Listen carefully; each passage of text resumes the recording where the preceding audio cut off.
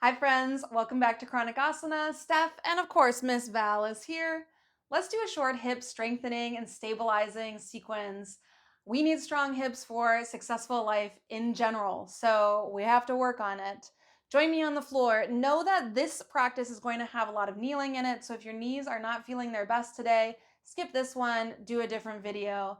If your knees are feeling up to it, just have a little extra cushion, a blanket, knee pad, anything that you've got around, and 2 blocks will be your stabilizing best friends. We're gonna start right in movement today. So we're gonna come to a tabletop position.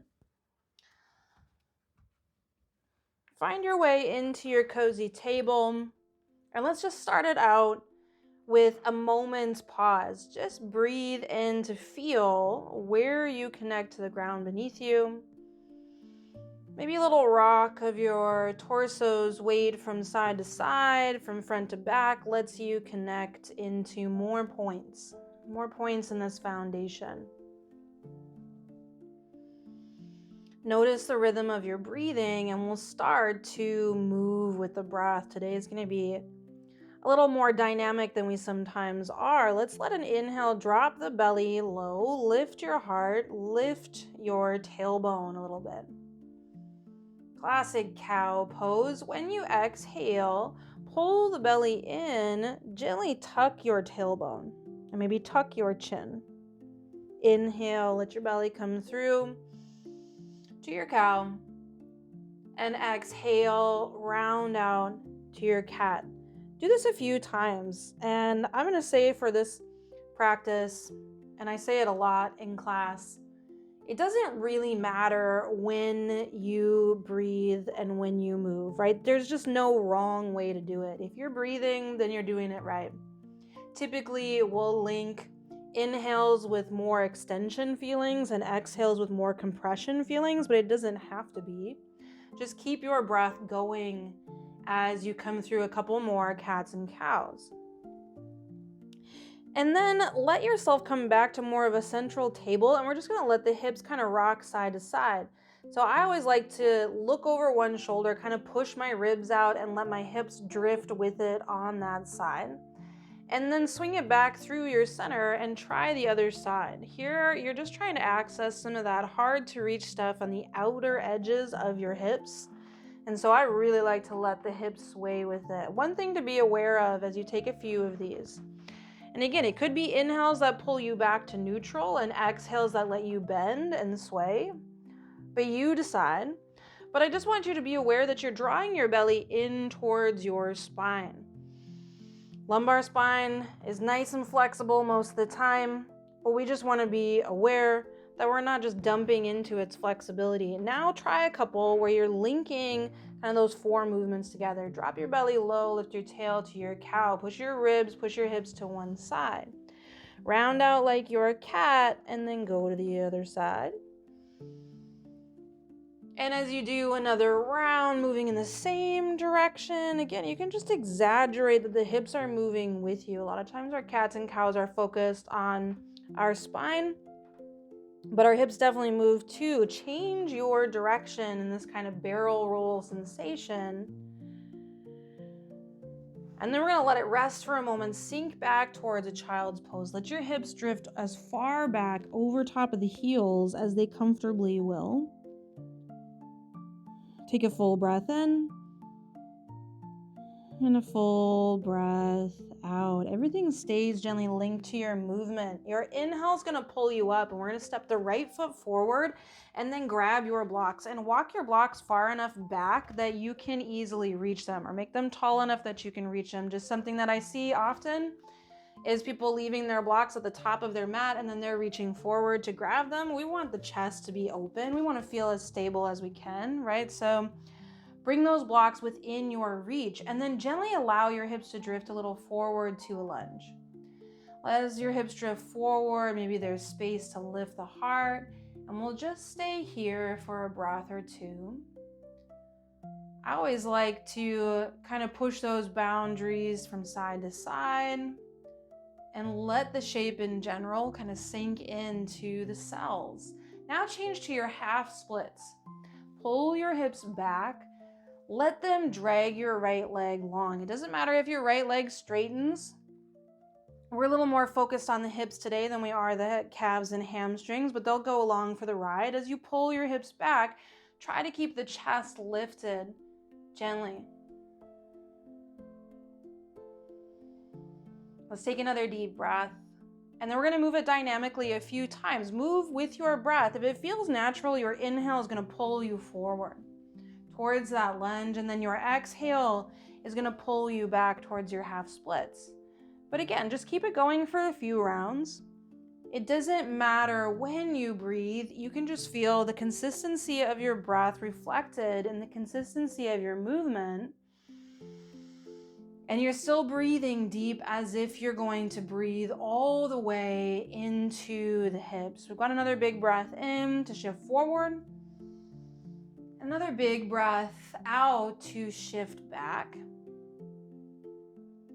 And then we're going to stay on that left knee. I'm going to turn open just so you can see what I'm doing, but you can swing your right leg off the right side of your mat. We're going to warm the hips and opening gently. So allow that leg to go out at an angle. Doesn't matter how wide the angle is. Think of your hips still pointing forward, engaging your glutes to find some of that external rotation. And then float your arms out long to your sides. Start a little lean out over those right toes. And then if it feels good to your shoulders and to that fascia as a whole, take your left fingertips up and over. So we're just putting a little more pull, again, on some of that hard to access stuff on the outside of the hips. This is our gate pose. And we'll let it settle in for a few deep breaths. Whatever angle you've got of that leg out from your side, keep that stability in your hips as you reach up and over. That's just to say the hips didn't push back. They didn't tilt really far in one direction. We're really focusing on the external rotation. Then come up nice and tall, bend this leading leg and start to coast some energy out towards it. It's just like a kneeling warrior 2. Again, engage your glutes as you let your hips drift out and open as far as you want. This is just as much of the pose as sinking really far in is. Go with the capacity of your hips, maybe just gently pressing into those boundaries. There's no need to go past them. If you like, your gaze can focus beyond your front fingertips. Then let's alternate a few times. You could use your inhales to pull you back to your gate pose. You test out your balance, you reach up and over, and then your exhales could bring you back to that warrior 2. Now you're feeling like you definitely want to have padding underneath that kneeling knee, right? Double up your padding. There's no such thing as too much padding underneath the knees. Be good to you as you alternate just a couple more times.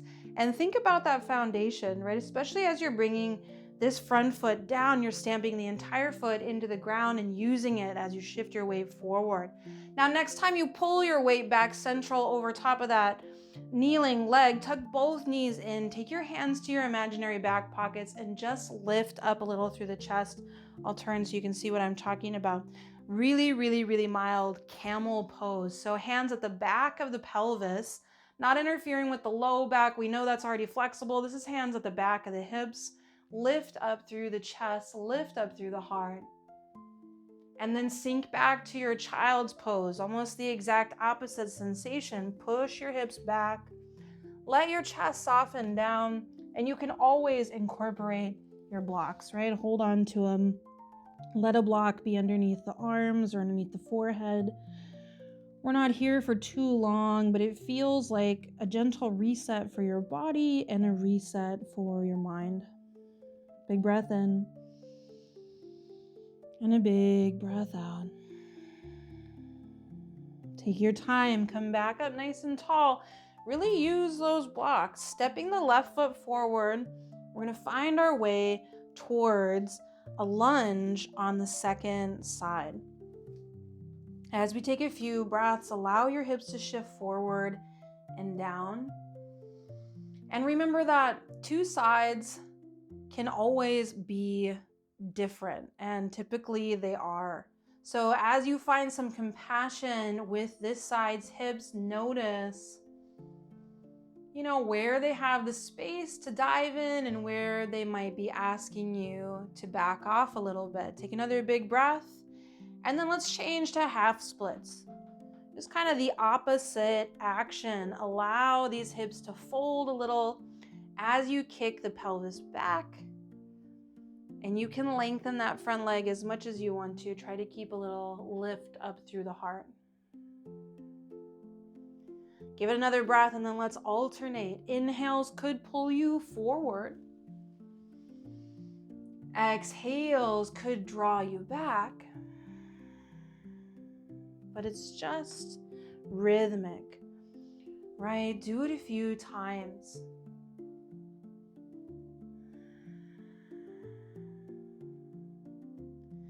Coming up, when you're ready, let's just swing that left leg out a little bit wider. Again, it can go off your mat, a little farther forward, out to the side. Just try to keep the hips stable, or you can turn yourself if you've got kind of the boundary of your mat. Doesn't really matter.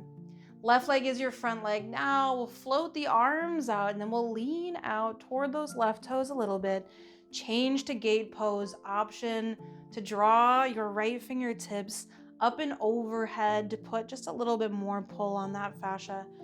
Bring the belly in, lengthen your tailbone down, and just stay stable in the hips. You don't feel like you're forcing your hips into any shape, but they feel like a foundation. Let's take another breath. Keep your balance. Come up nice and tall. Try your modified warrior 2, your kneeling warrior 2. Anchor down that entire foot, bend your knee a bit, and let yourself coast forward to loading a little bit more in that external rotation. Arms reach out. Should have said it on the first side, but you guys are good to your bodies. If you ever want hands on the hips, that works just fine. Blocks can be incorporated. Be stable. Let's alternate a few times. Drag the hips back, lengthen that arm, maybe reaching all up and over in one movement, and then resetting down to your warrior 2. You're comfortable on that right knee as you alternate a few times. Inhales could pull you up. Exhales could lunge you in.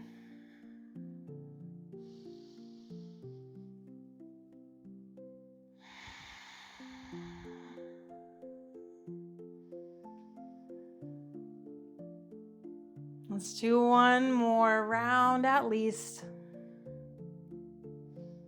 Strengthening those hips. Next time that you pull back and you've got that weight over top of your knee, pull both knees in, hands into your imaginary back pockets, lift up through the chest, really mild modified camel pose.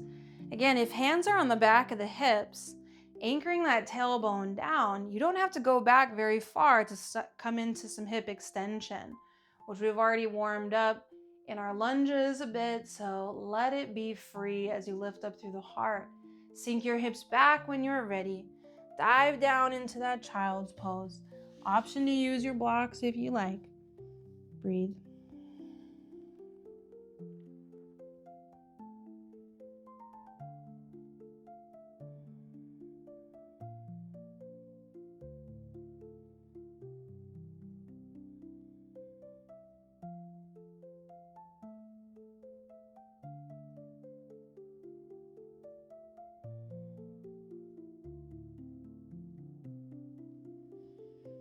If you'd like to stay resting longer, if you'd like to throw in more of a traditional Shavasana, you can. Otherwise, we'll meet up in a tall seat just for a moment's acknowledgement. You might bring hands in front of your heart, feeling some deep gratitude for our bodies and all the awesome things that they do for us every single day. I hope your hips feel a little stronger at the end of that short practice. Throw it in anytime you've got a spare, 15 minutes, because we could all use a little stronger hips. If you wish it was a longer class, you're in luck. I've got full-length hips focus classes on my website, an entire video library. The link is right at the top of the description below. Otherwise, you know our slogan, pain's a bitch, yoga helps. I'll see you next time.